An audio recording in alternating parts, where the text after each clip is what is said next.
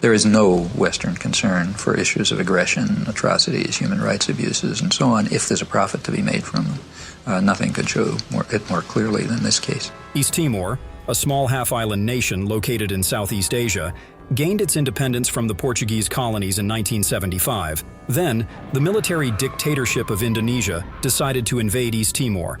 The genocide that followed this invasion was one of the most brutal and tragic events the world has ever seen. It led to widespread violence, human rights abuses, and mass killings, which occurred for decades. Despite staged visits like this one, Indonesia's President Suharto oversees a brutal regime of occupation. The invasion was prompted by the political instability in East Timor, following Portugal's withdrawal from its former colony. President Suharto of Indonesia saw the political turmoil in East Timor as an opportunity to assert Indonesia's influence over the region and prevent the establishment of an independent East Timor, which could potentially align with communist interests. Suharto's government was concerned about the spread of communism in the region. The Australian government, under Prime Minister Gough Whitlam, was among the first to recognize Indonesia's occupation of East Timor in 1975. Australia stood by for 3 days with knowledge of Jakarta's troops preparing an attack on the Timorese town of Balibo. Once Australia declined to get involved, President Suharto took this as a green light to invade. As a byproduct, Australia's actions discouraged other nations from taking a stronger stance against the invasion. Just a few months before, in October of 1975, 5 Australian journalists, Gary Cunningham, Tony Stewart, Malcolm Rennie, Brian Peters, and Greg Shackleton were killed by Indonesian special forces. What was the reasons that Greg went over to Timor? Well, he'd been following the story that the Timorese were asking for help and that the Indonesians kept insisting that they weren't there, and he was getting very angry. He wanted to know exactly what was going on. The journalists, known as the Balibo 5, were based in Balibo, near the border of Timor, Indonesia, and were reporting on Indonesia's secret plans to invade East Timor. We've daubed our house with the word Australia in red and the Australian flag in the house where we spent the night. We're hoping it will afford us some protection. The man who drove the journalists there, Jose Ramos Horta, would become East Timor's president in 2007. Knowing what I know, I would not have taken them there, but at that time, we all had the illusions. I had the illusion that, the Indonesian side would never touch a journalist. On October 16th, Indonesian military forces invaded Balibo, and the journalists were fatally shot. The circumstances of their deaths were controversial, and there have been ongoing investigations and debates about the events that transpired. If 5 Indonesians were murdered in Australia, would you expect us to track down the killers? On what conditions? It's a simple question, sir. Let me emphasize again, time and again, it is the war, condition of the war. They were journalists, sir, not soldiers. The Indonesian government, however, continues to deny any wrongdoing in connection to the deaths of the Balibo 5. Surely it's so dangerous, why are you going? And he said, oh, come on, be realistic. If I start to refuse assignments like this on the grounds that they're dangerous, I might as well give up the work. Shirley Shackleton, widow of Greg Shackleton, became an advocate for justice and accountability regarding the deaths of the journalists, and has been involved in efforts to uncover the truth about the events in East Timor. General Benimor Dani was the commander of the Indonesian Armed Forces during the early years of the occupation and was known to be close with President Suharto. A man named Prabowo Subianto was a commander in the Kopassus, an elite special forces unit in the Indonesian army. Established in 1952, the unit was involved in various military actions, including counterinsurgency operations against East Timorese resistance groups. Kopassus has faced numerous allegations of human rights abuses, particularly during the East Timor occupation. Falintil was the armed wing of the East Timorese resistance movement. It was officially established in 1975 to resist the Indonesian invasion and engaged in guerrilla warfare against Indonesian forces, operating in the rugged and mountainous terrain of East Timor. We want peace in our lives as East Timorese people. Falintil initially operated under the leadership of Nicolau Lobato, who served as the first president of the Democratic Republic of East Timor when it was unilaterally declared on November 28, 1975. The armed resistance faced significant challenges due to the superior military strength of the Indonesian forces. Despite being outnumbered and outgunned, Fallentil continued to resist the occupation for years. Nicolau Lobato played a crucial role in the early stages of the resistance. He led the armed resistance and diplomatic efforts to secure international support for East Timor's cause, but in late December 1978, Lobato was killed in action during an engagement with Indonesian forces. His death was a huge blow to the East Timorese resistance movement, but the struggle for independence continued. Zanana Gusmao was another prominent leader in the East Timorese resistance movement. He served as the military commander of Fallentil. The Indonesian military would bomb populated mountain regions, occasionally with napalm. In the late 1970s, Mount Matabian became a symbol of resistance and a strategic location where Fallentil forces sought to resist Indonesian military operations. The clash at Mount Matabian involved intense fighting between Fallentil and Indonesian military forces, resulting in casualties on both sides. In 1992, Gusmao was captured by Indonesian forces and sentenced to life in prison. Later, the sentence was shortened to 20 years. He continued to be a symbol of resistance and was eventually released in 1999. He went on to become the first president of East Timor after its independence in 2002. But they have to confess their crimes to the people. The United States, along with some other Western nations, was supportive of Indonesia and its anti-communist stance. They supplied 90% of Indonesia's arms, including military equipment, weapons, and training to Indonesia during its occupation of East Timor. Despite knowledge of human rights abuses by the Indonesian military, the U.S. continued military assistance, contributing to the Indonesian military's capacity and capabilities. Our relationship involves a common concern for the right of every nation to pursue its destiny on its own independent and sovereign course. When in late 1977, Indonesia faced a shortage of military supplies, the Carter administration even increased the flow of military equipment. British-made weapons and equipment were also among those used by the Indonesian forces.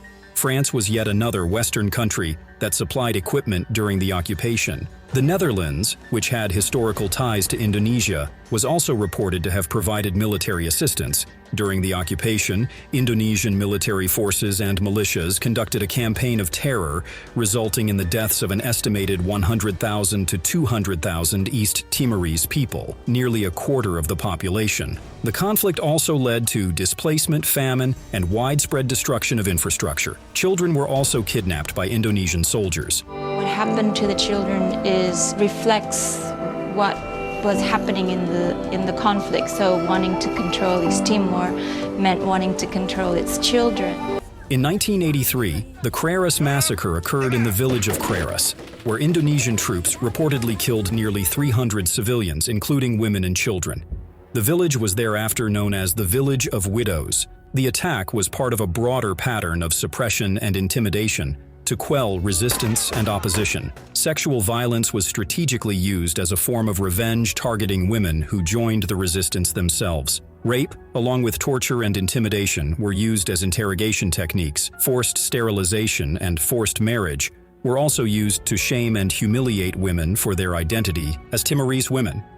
The Indonesian military also systematically destroyed crops, stores, and cut off food suppliers to force people to surrender. There were reports of detention centers and camps where East Timorese civilians who surrendered were held. In these camps, the Indonesian military sought to control and monitor the population, separating those suspected of supporting or sympathizing with the East Timorese resistance. The conditions in these camps were often horrific, with reports of inadequate food, harsh treatment, and limited access to basic necessities. On November 12, 1991, peaceful pro-independence protesters gathered at the Santa Cruz Cemetery in Dili, the capital of East Timor, to mourn the funeral of a young man who had been killed just weeks earlier. As the protesters, mostly students and young people, peacefully demonstrated, hundreds of Indonesian soldiers opened fire on the crowd. It was 10 days before I was to give birth. The army was shooting people, and they would die at our feet, but you couldn't stop to help them.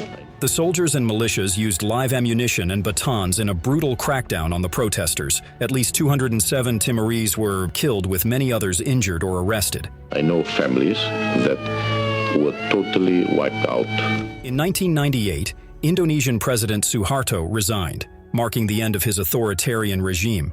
After 33 years of power, President Suharto finally resigned in a brief and apologetic statement. The response to Suharto's resignation was mixed among the Indonesian people.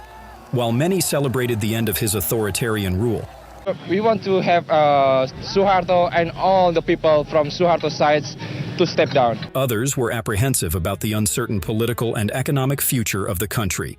In the lead-up to East Timor's vote for independence, many Timorese were targeted by pro-Indonesian militias. They conducted a campaign of intimidation, terror, and violence against those suspected of supporting independence. Nia carta jovem ida, nia kuasai jovem ini te wan saitia, nia cartia, nia sona kona ini kabone. Nemen ini te wan senesai, ini se morisela. The violence continued. On April 6, 1999, Indonesian security forces opened fire on mourners attending a funeral at the Motael Church in Liquissa. Reports indicate that Indonesian security forces and pro-Indonesian militias surrounded the church, leading to a confrontation with those seeking shelter inside. The situation escalated, and Indonesian security forces reportedly opened fire on the unarmed civilians inside the church. Numerous people were killed, and many others were injured during the attack. This became known as the Liquissa Church Massacre. The international community largely ignored the invasion of East Timor, and the Indonesian government's actions were met with minimal intervention for many years. Following a UN-sponsored referendum in 1999, in which East Timorese voted for independence, pro-Indonesian militias launched a wave of retaliatory violence. Towns were looted, buildings were burned, and many East Timorese were killed, raped, or forcibly displaced. After intense international pressure and growing public outrage, the Australian government, led by Prime Minister John Howard, decided to support East Timor's independence. In response, the United Nations authorized the International Force for East Timor, Interfet, led by Australia, to restore peace and order. I'm in Timor every single day, and I have been for 22 years. Some days are much better, some days are really shit. New Zealand and the United Kingdom was also a significant contributor to Interfet, deploying military personnel to East Timor to help restore security. On October 6, 1999, a group of Australian soldiers, part of the Interfet peacekeeping mission, were involved in a confrontation with armed militia groups in the town of Suai, East Timor. The clash left 2 Australian soldiers wounded and 2 militia fighters dead. They were very badly wounded. You're moving these bodies and a lot of fluid comes out, a lot of blood, there's a lot of grey matter. There was much outrage on the Australian side, even rumors of an Australian soldier brutalizing the bodies.